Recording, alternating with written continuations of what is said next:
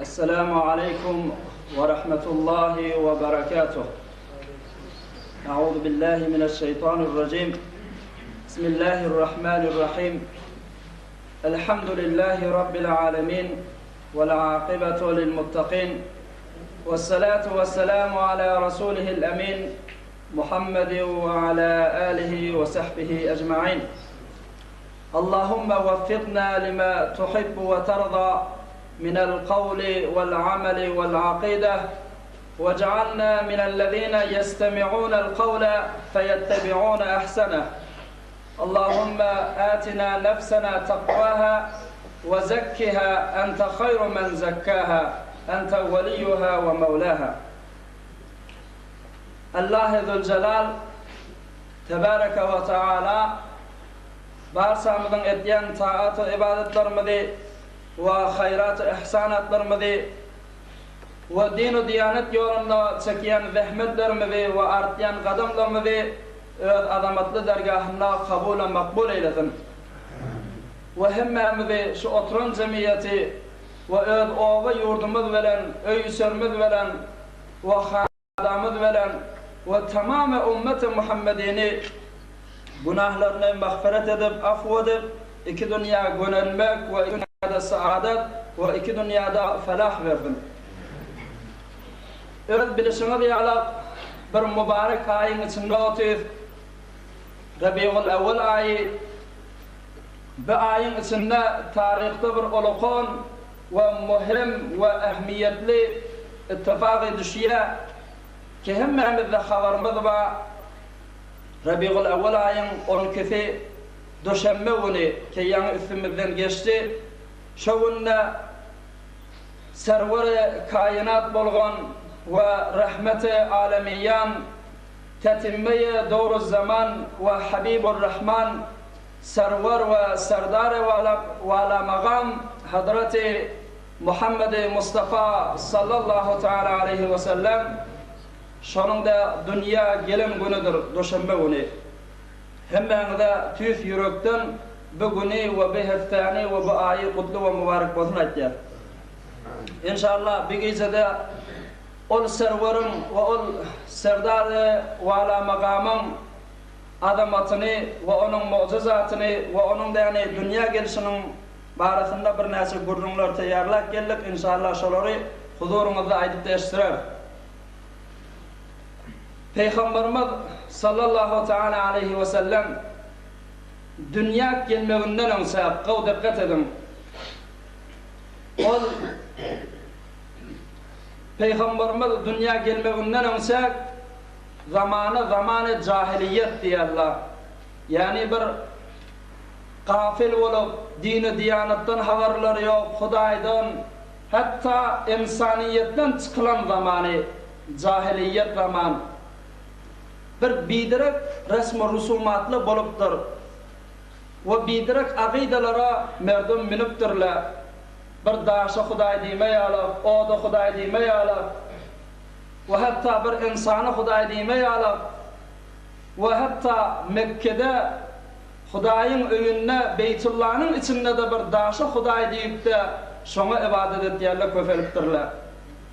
Ve Huday'ı unutmadan başka da dini diyanetten çıkmadan başka da kullen şu zamanın adamsı insaniyetten çıkıptırlar Müslüman da valla. Tarihte sevk olan gurrunla, kan gurrunla ba ki cahiliyet zamanında ne formacak? Mesela onun da yani öz resmi rusumatları ve hatta din ve mezhebinden tanılayan gurrunların birisi eğer de yani bir erheleyin çağısı da yani qiyz bolasa, bir qiyz dünya gelasa, şonu ağır namus edip de ve bunu sonra bir qiyz olalsa bir de utanç getirir, ağır getirir deyip de diri halinde şonu yeri gömüp de yani Mekke'nin kızgın çağılarının arasında gömüp de şol neresi qiyzi de yani canını alayarlamıştık. Şeydip öldürürlemiştik. Goşu öz aralarına bir ibadetmiştik. Bir neferin qıydı bolsa, akidette hal qızgın çägen ardında gömmeli, şeydikde öldürmeli, şeytenden kadar ha sogap bar. Öz mezhep dinler şumiştik. Cahiliyet diyen şey. Goya bir zenana 7 tane ayara barıp bilyenmiştik. 7 tane adama barıp bilyenmiştik bir zenana.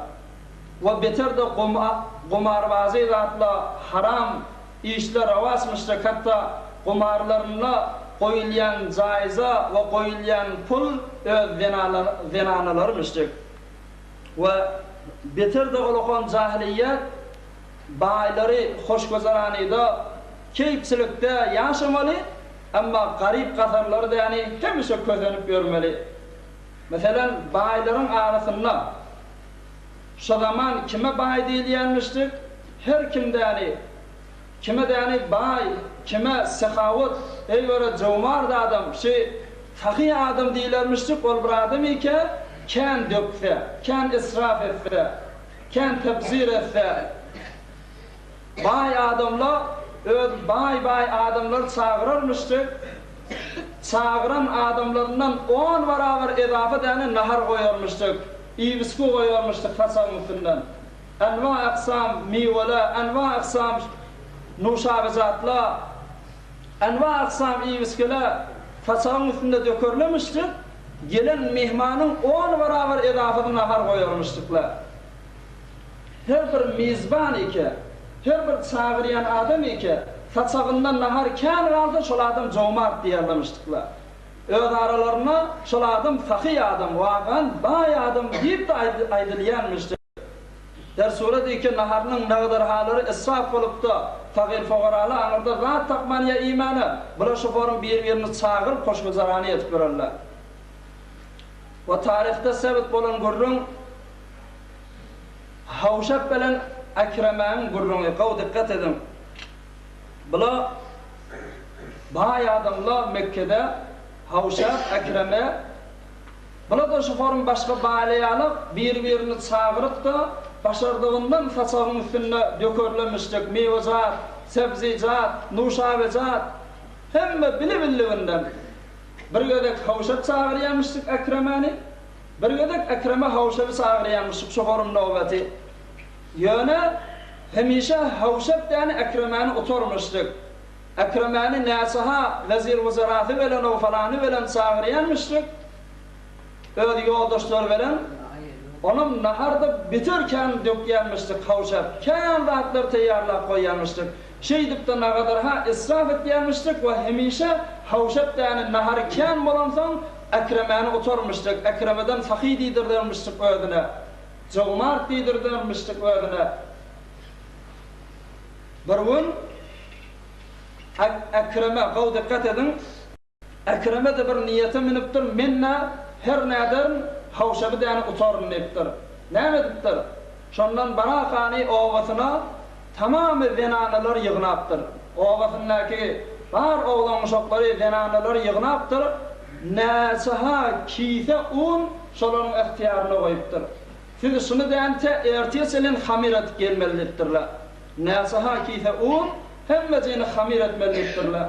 Onda adamlaryny ýygnap şol owalaryna girilýän ýolly gadypdyrlar. Bir ol gorra çukur edip gadypdyrlar. Oň şo bezilen hamirlarynyň hemmejini şo guýun için doldurup goýupdyrlar. Şol gadan ýani gowdanyň içine, çukuryň içine hamirden doldurupdyrlar. Onun hamirin üstüne de bir näse otla, kum, aňyr berdatly bilen örtüşdiripdirler. Indi hamirde onu bilinmesin. Indi muň nakşasy näme? Havşapy çağırıpdyr Ekreme. Havşap öz garifi bilen ýygynda da näşdäne atly, yaragly, birdatly ýoldaşlary bilen Ekreme'niň sadakasyna gelýär, däwetine gelýär.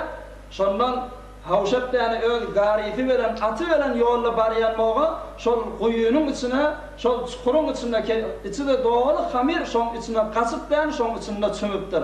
Oňam şondan hemme ýerde gurrun çykypdyr ki Ekreme Havşapy çağırıpdyr, bir nahar ýarlapdyr, hatta Havşap öz atarabasy bilen naharyň içine çömüp galypdyr diýip şu forum gurrun çykypdyr diýär şu zamanda. Yani baylık çövelenmiştir, sakavet çövelenmiştir. Her ne kadar kendi israf ediverse, tarafı utuverse, tarafı kepledere koymasa, şol adam fakiymiştir. Ve şonun ýaly ken jahiliyetle, ken samsyklıkla ve bilmesizlikten edilýän işle, hatta ibadet diýip etýärlemişdik. Şonun ýaly resmi rusumat köpelipdir.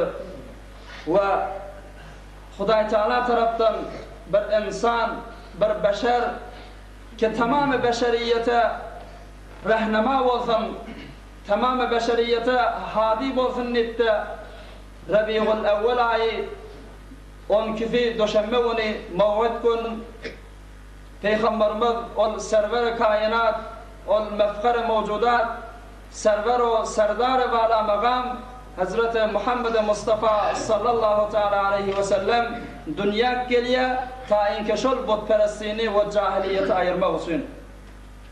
Peygamberimiz dünya gelen vaktinde de bir neçaha irhasatla var.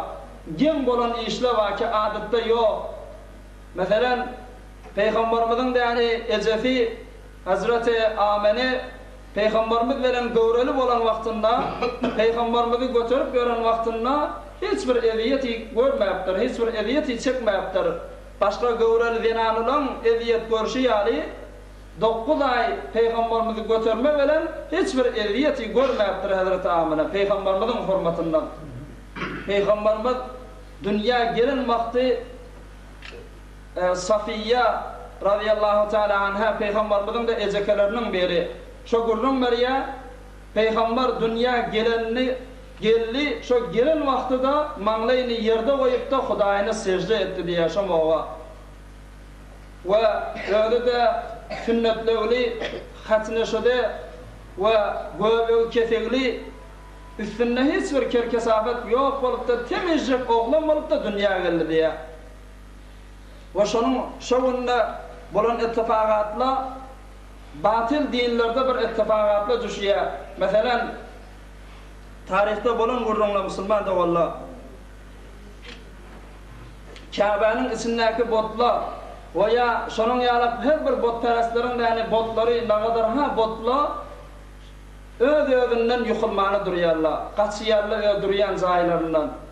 Veya şonun ýaly yani Kesra ve Hosro şolaryň gasrlary bir lerde düşýär Peygamberimiz dünya gelen güni. Bir lerde düşüp de bir titrep hatta 14 tane olukun fütünleri yani öz-özünden yıkılmany durýar. Ve bitirdi genvat Peygamberimizin de irhasatlarından şu İran Peygamberimizin zamanında ondan öňsek mezusiymiştikler. O da Hudaý diýip berilmiştikler. Şu İran'ın özünde 1000 yıllap mezusilerin bir söndürmeni yakıp gelýän oğutlary varmıştır. Hala neft bilen, yağ bilen, birdat bilen 1000 yıllap sönmesin neftäni söndürmeni yakıp duran oğutların varmıştır ki Peygamberimiz dünya gelen güni Peygamberimizin hurmatyna, Peygamberimizin heybetine ol oğut yani öz-özünden sönüpdir, üçüpdir. Yunusnakda jaýy olaýynyň mezusilerin 1000 yıllap yak koyan oğudu ki bir lahza sönmeni Peygamberimiz gelende sönüpdir.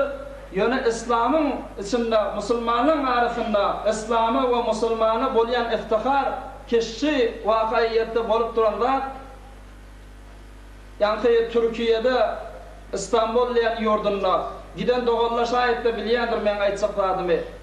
Bir muze var ki Muze-i Asar-ı Nebevi diýerler ya Emanatul Mukaddese diýerler ki tamamı peygamberlerin de yani mukaddes zatları şoň içinde bolmaly. Hazreti Musa'nın da yani esafi, Hazreti Yusuf aleyhisselamın fellefi veya şonun ýalyk näsaha Hazreti İdris aleyhisselamın ýazan kitaby şoforum näsaha zatly bolmaly. O Peygamberimizin de mübarek eginmaçlary, mübarek şemşeri, mübarek sakkaly, mübarek saçy näsaha zatly şu Musa'nın içinde bolmaly. Türkiye'de İstanbul'da Oğam, şol Muza'nın içinde bir giyinrak, ulukarrak salon bolmaly, şu salonun içinde fakat Kur'an var. Ol, iyi ki yadılan Kur'anla, kitapla, Hatta sahabaların öz ilim bilen yazılan kitaplarda da şonda bağ olmalı, muzada saklanıp durulan. Yöne beter gen var, şol muzada şu yantay salonuna bir gorfa bağ olmalı ki şişeden. Şonun içinde 500 yıl beri Kur'an tilavet edilipti diye. 500 yıl beri subhanallah beter gen vardır. 500 yıl azat derler. Sultan Fatih'in zamanından beri kurulan bir bernama ki şunun içinde bayit Kur'an okunulup durmalı. Bir hefte terk edilmeli, bir gündüz, bir gece, hatta bir saat da terk edilmeli, şurada Kur'an okunuluptu diye. Dol qariyle öwüz bolup durýan bolmaly. Hulasa 500 yıl beri şol gorfada Kur'an okunuluptu diye. Bu da İslamda bolýan ulukhan gurrunlaryň biri. Hulasa Peygamberimiz sallallahu teala aleyhi ve sellem dünýäge gelýär. Dünýäge gelende muň dünýäge gelmegine hemme zat hoş bolýar. Yer, asaman, göň, ferişte, heywanat, hatta yerin üstündäki gezip ýören karınçylar, hatta suwun üstündäki gezip ýören balyklar bilen hemme heywanatlar, hemme zatlar Peygamberimiziň gelende hoş bolýar. Çünki rahmetel lil alamin 18.000 alem zahana rahmet bolup gelýär Peygamberimiz, onam hemme zat şoňa muştak bolýar. Maktum bolýan näme diýär? Ya Resulallah, seni İslam tafar hayzi ýolda seni wallahi görmege muştakdyr. Begde, handa, gulda seni. Ya Resulallah, hemmeden sana muştak, hemmeden senin didaryny, senin jamanyny görmekçi. Ya Habiballah, seni İslam tafar hayzi ýolda seni wallahi görmege muştakdyr. Begde, handa, gulda seni. Aşıklar gül yüzü solar, min gün ağlar, bir gün güler. Bilbil bağında arzular, täze gonsa gülde seni. Ne gevher sen yok kımmatın, cahany tutmuş himmetin, durmaz yad eder ummatın, dağda, düzde, çölle seni. Nirde bolsak ya Resulullah sen bizi belendirsin. Erenler yolunu iyirler, dervişler sırrını giyirler, meşrik mağrib tamam gözler, barça sağda solda seni. Devlet felek beyle döner, kimden uçar, kime qonar, görmese aşıklar yanar, her vakit ayda yılda seni. Bizim ummatın hasların, ya Resulallah, bizim ummatın hasların, yad ederin heveslerin, çağırin medet iflerin, yakşı yaman halde seni. Maktum guli muradım var, arzım var, haka dadım var, şefaattan umidim var, kıl köprüde dalda seni. Ya Resulallah, şu oturan cemaat, şu ulum meleke, biz hemme mu'min o musulmanlar, seni görmeni, senin didarında bulmani, ama seni gurun yalıp edip de sana iman getirdik ya Resulallah. Seni görmeni, senin sünnetine, senin şeriatına gayim dost, senin hadislerini eşitip de amel edecek bolup dost ya Resulallah. Ve umidi inke şu dünyada seni görüp bilmesek de kıyamatta, ahirette senin cemalini görürsek ya Resulallah.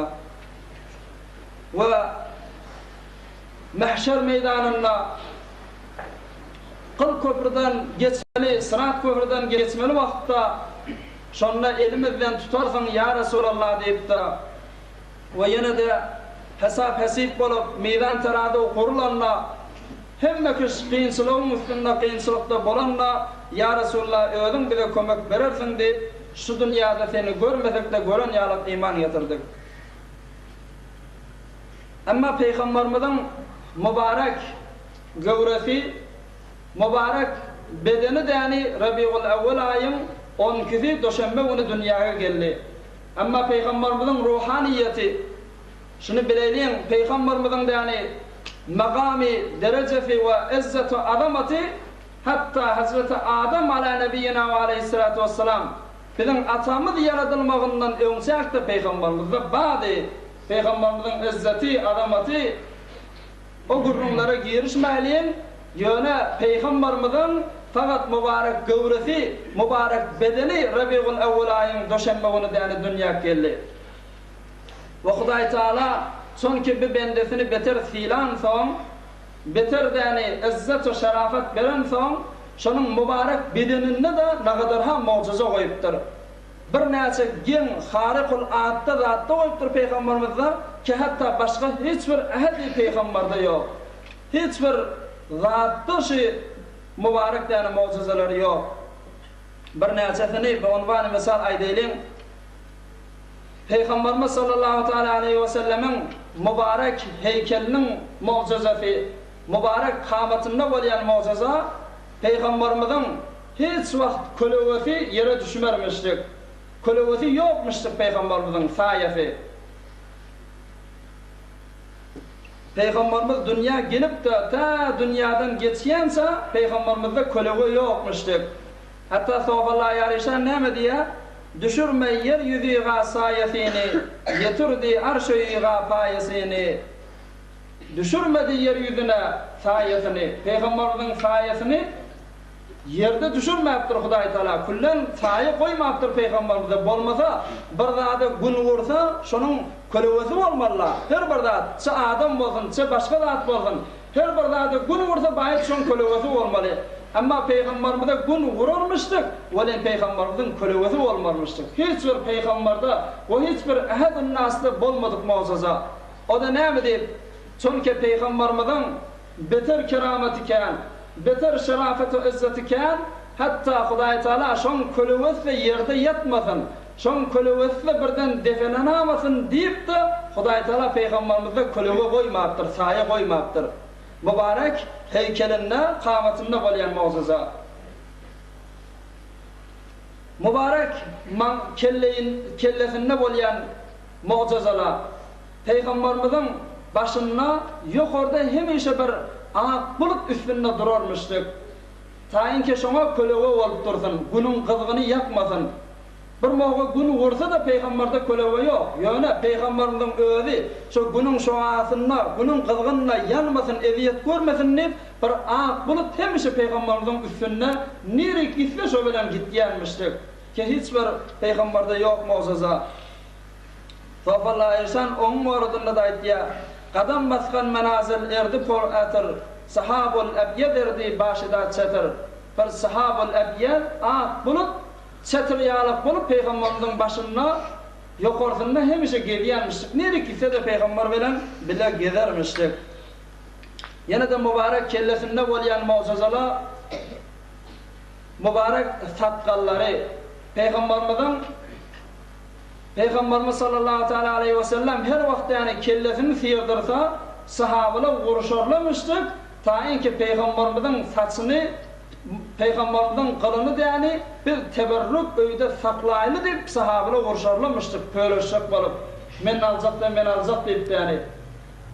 Hazreti Ebu Bekir Siddiq radıyallahu ta'ala anhu gurrun merya, hatta men Peygamberimizin mübarek sakkalyny öýümde saklap ýadım, teberrük diýip ýani taçyda goýupdym. Şol sakkal, şol taremu gijele Kur'an okuýady diýipdir Peygamberimizin mucizelerinden. Ve hatta Peygamberimizin mübarek diýişindäki bolýan mucize. Peygamberimizin mübarek diýişinde bir ışık barmışdyk, nur barmışdyk. Gülünne, ağzı açılanna gijelik bolsa şoň özi ýalkyn salýanmışdyk, nur salýanmışdyk. Hatta bir gün enemiz Hazreti Aýşe radıyallahu ta'ala anha gijelikde ügnesini ýetiripdir. Garaňkyda ügnesini açyrypdyr, şonu tapçyk bolup şeýle gözläp ýören ýeri Peygamberimiz diýipdir, Aýşe diýipdir, näme ýetirdiň, näme gözläň diýipdir. Hazreti Aýşe diýipdir, ýa Rasulullah, ügnämi gaçyrdym men, ügnämi ýetirdim, garaňkyda tapmandy onu diýipdir. Peygamber bir yılcırattır.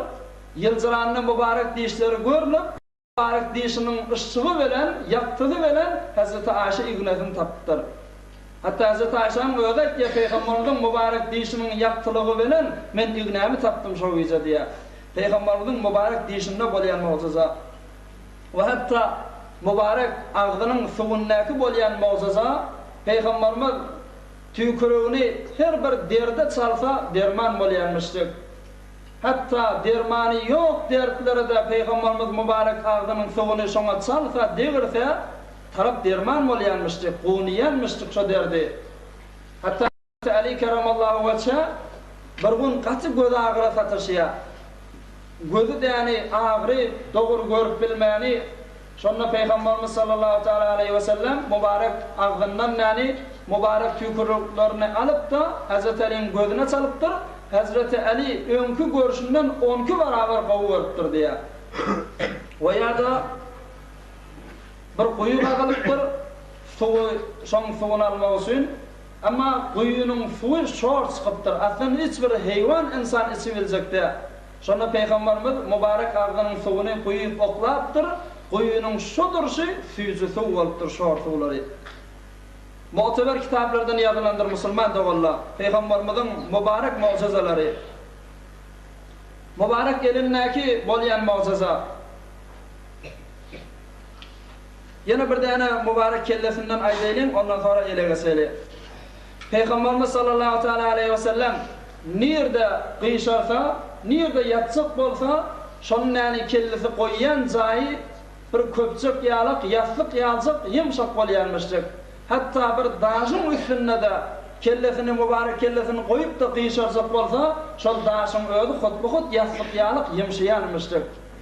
Hatta şumat Mekke'de bir daş bolmaly ki Peygamberimiň ýani mübarek kellesiniň eseri wadiýa, jaý wadiýa. Näme bir mowgy Peygamberimiz gıyşaryp da ýani şonda istirahat edipdir we kellesiniň jaý şo daşyň üstünde galypdyr diýdi. Eýne o daş ýaslyk ýalçyk ýumşan bolmaly. Şeýdipde soňra da gaty galyp o şo bilen Peygamberimiň mübarek kellesiniň eseri şo daşda bolmaly. Amma elindäki bolýan gudratla we mucizalar Peygamberimiz elide eýne hu tükürügi ýalyp nirik degirse şollany şafa bolýanmyşdyk. Haýsy bir derde, haýsy bir aslan derman ýok diýilýän ağırlara, dertlere Peygamberimiz elini çekdi derman bolýanmyşdyk. Ve hatta bir gün bir zenanylaň biri Peygamberimiziň ýanyna kiçinrak ogluma barmyşdyk, şondan bir haýır dua etdi berdi, Peygamberimiziň öýüne götüripdir. Peygamberimiz da mübarek eli bilen şonun kellesinden näme bir sifalatdyr şu oglanyň. Şol oglan ta dünýäden geçýänse taçy ağarmapdyr diýe. Dünýäden geçip de bir däne ağsas bolmapdyr kellesinde. Mübarek eliniň däne mucizasy. Ve hatta barmaklarynyň arasyndan suw çykarypdyr Peygamberimiz.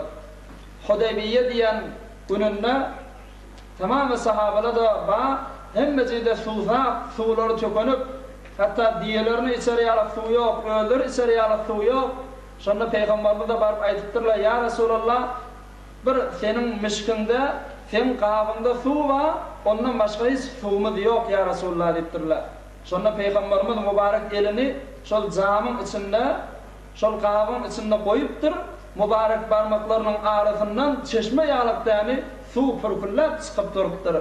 Hatta Hazreti Cabir radıyallahu teala anhu Hurrun beriye biz şomoga 1500 neferdik, hemmemiz de şoň suwundan doýduk da, ýani diýerlerimiz de doýdy. Bir moga biz 100.000 nefer bolsadyk da, şonda da şo suw bize kifaf boljakdy diýipdir Hazreti Cabir. Ýene bir däne mucizalaryny aýdaýlym, ondan sonra inşallah soňraky urunlara geçer. Peygamberimiziň mübarek bedeninde bolýan, pustunda bolýan mucizalar. Peygamberimiz her bir eginmaşy geyse, ta ölýän selen şo eginmaşy da ýani çürüýmermişdik. Harap bolmarmışdyk. Bir täze eginmaş geyse, hulasa hemişe şo täzeligine galýanmışdyk. Hiç moga könülmeýärmişdik. Peygamberimiziň öz mübarek endamynyň da ýani mucizasy. Ve hatta Peygamberimiz şu eginmaş inni kirledi, täzelejek diýse de, şol eginmaş näsaha güllap, şonda bir atyryň iýi çykyp durarmışdyk. Atyr sevinmemişdik Peygamberimiz ýöne, şoň endamyndan atyryň iýi eginmaşyna geçermişdik Peygamberimiziň. Ve hatta Hazreti Enes radıyallahu teala anhu Peygamberimiziň hadimleriniň biri. Hazreti Enes Kefekki yaşmedenle de nänefe Peygamberimizin hıdmatına koyya, şonu näme işin bolsa şuna aýtdyr, şudan gullukçyň bolsun diye. Şeýdipde Hazreti Enes radıyallahu taala anhu taqriban 10 ýyl medeniýetde Peygamberimizin hadymy bolup hıdmatyny berýär. Peygamberimiz dünýäden geçenden sonra bir ittifaq edişýär. O da näme? Hazreti Enes radıyallahu taala anhuň öýüne bir näsili bir mehman gelýär. Gaw dikkat edin. Mehman gelýär. Şondan fatsagyň başynda oturýarlar. Hazreti Enes'in ýanynda bir çalgy barmışdyk. Bir desmal. Türkmen eski diýmem fatsak we suwurlýar. Özü de gaty ýany kirläpdir, ýagmy, garamy, bardatmy, şon fatsak suwurlyp gören eski kirläpdir we. Şondan Hazreti Enes bir hadymete barmışdyk, hyzmatkary. Şoňa aýdypdyr, "Meşin Allah şo tamdyra oklady gobar, o da oklady" diýipdir. Ýakşyn diýipdir. Hadymete alaqany muny tamdyryň oklapdyr. Şonda teore onnäki mehmanly heýran galypdyr. "Wa muny näme diýip o da oklady?" "Ey Enes" diýipdirler. "Bu çalgy eski kirlän bolsa muny hadymyňa bir ýuwsyn, temizlesin. Şeýdip däne täzelesin. Muny näme diýip ýana israf bolar, näme diýip o da oklaýan" diýipdirler. Şonda Hazreti Enes hadametine aýdypdyr, şonu otdan çykar Allah gellepdir. Şol eski, ýagly, kirli bolup duran eskini otdan çykarypdyr, täzece ýalfyllap duran parça bolupdyr. Şondan Hazreti Enes aýdypdyr, bu eski, bu çalgy mübarek Peygamberimizin doğdağı we eli degdi diýipdir. Men hadım bolgan Peygamberimiz şuna däni elini, doğdagyny süwüripdi we bilýän her bir parça iki Peygamberimizin ozby, Peygamberimizin ennamy şoňa degse, şol harap bolmaýanlygyny bilýän, hatda ot da şonu ýaka bilmeýänligini bilýän diýipdir. Ama şu sebepli men şonu ot bilen temizleýän diýipdir.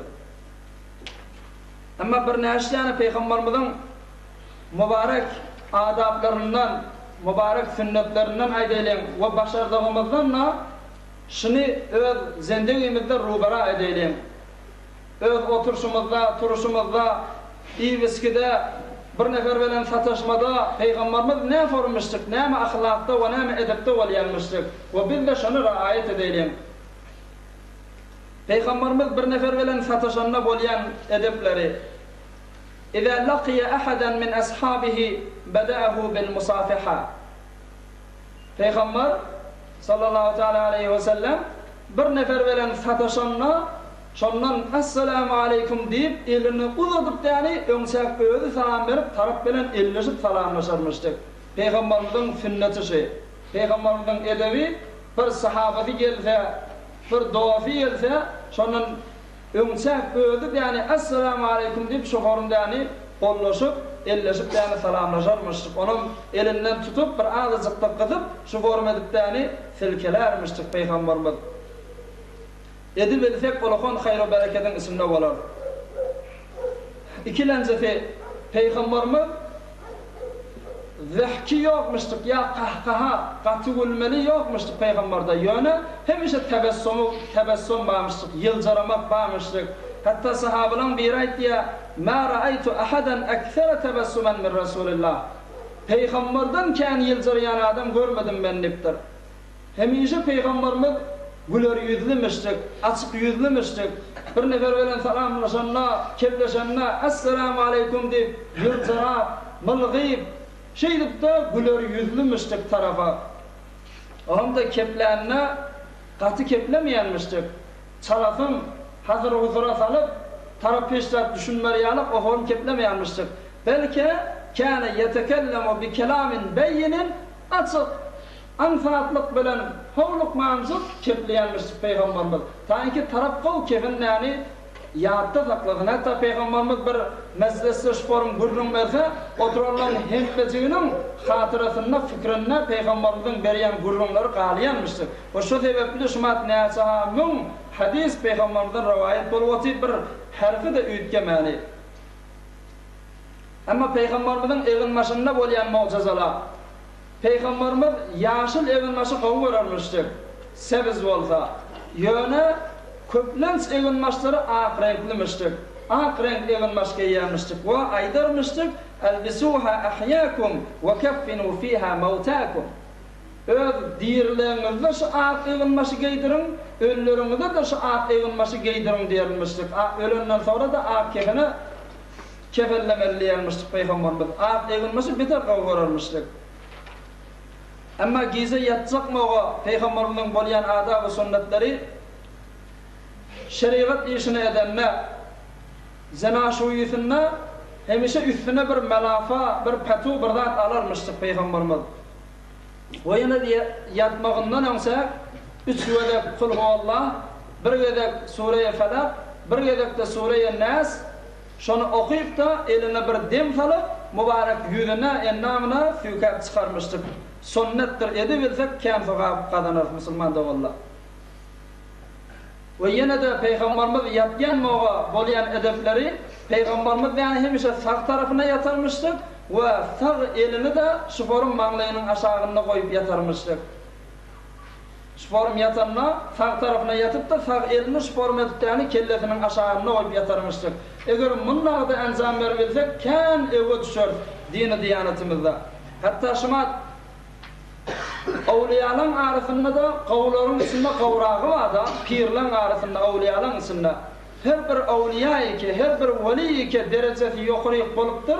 Bilen şu Peygamberimizin sünnetine beter qaim duryanmıştır. Hatta yürüşlerine, hatta kepleyişlerine, hatta yatışlarına da Peygamberimiz ne form yatyanmıştık, ne form gezyanmıştık, ne form eğinmaş gezyanmıştık. Şunun yağlık mengdeyin deyip şu form gezyanmıştıklar. O şu Peygamber'e mengdemek bilen kan derecelere yetyanmıştıklar. Yatyanmağa sağ elini manglayının aşağında koyup da yatarmıştık. Peygamberimizin iyi biskesi ve ahirin sünneti ve adabı aydıp da inşallah sonra kelasta bolla eder. Peygamberimiz evine her neyme gelenine attak mansık yermiştik. Ve bu nezire şor oluptur da duğdu yok, mıltık da mıne şeppik oluptur, bardak yok. O zaman gurrun yok Peygamberimizde. Evine neyme gelse attak mansık hoş olup yermiştik. Ve iyenne de sağ eli velen yermiştik. Şumat düktörler, pezeşlerin de aytyan radi sen dırnağın içinde bir zatlı olmalı ki el velen iyende naharın içine koşulup da naharın qav hazm bolmağına kömek beriyadi. Ve Peygamberimiz el velen iymege bir sünnet iyip da nahar töködenden sonra kana yalaqu asabi'ahu thalathan Peygamberimiz mübarek ellerini 3 gödek yalarmıştık, qavadık. Hay sorup getirine 3 gödek parmaklarını yalarmıştık. Peygamberimizin sünnetidir.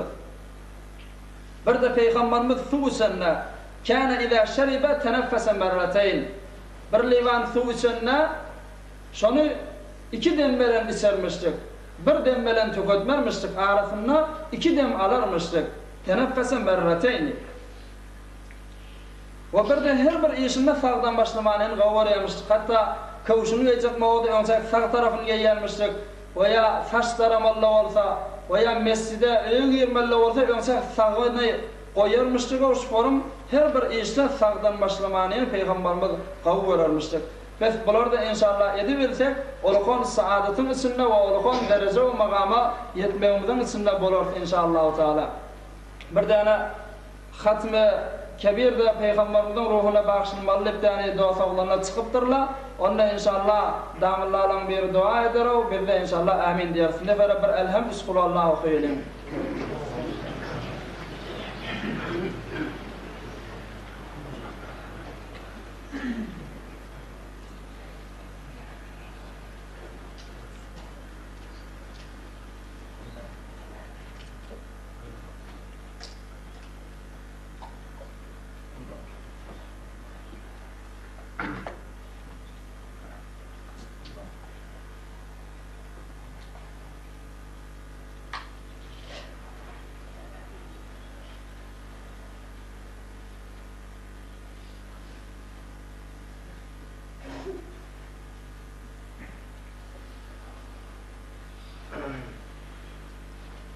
سبحان ربك رب العزة عما يصفون وسلام على المرسلين والحمد لله رب العالمين. دام لا آمين دعاء آمين اللهم آمين. المشكلة ده والله مريض ده والله ولو ده bizim hakkımızda da dua ettik tafsirallah ve inşallah olan hakkında da duası bol verin. Amin. Bereketli yağıllan hakkında da Allahümme amin. Amin ya Allah. Sıhhat ve selamet ve afiyet bol versin oğlanı amin. Allahümme amin. Amin ya Allah ya Rabbel alemin. Allahümme amin. Amin ya Rabbel alemin. آمين يا الله يا رب العالمين اللهم آمين يا رب العالمين برحمتك يا أرحم الراحمين.